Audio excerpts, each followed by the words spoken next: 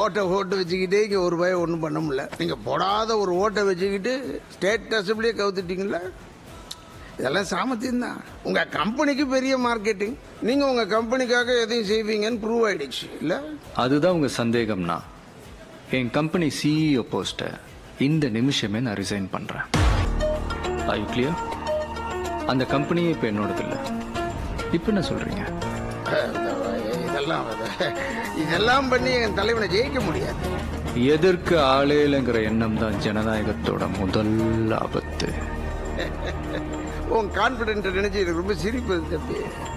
நாங்க பெரிய இயக்கம், நீ ஒத்த ஆளு. ட்ரெயின்ல இருந்து தூக்கி எறிஞ்சப்ப காந்தி கூட ஒத்தாளு தான்.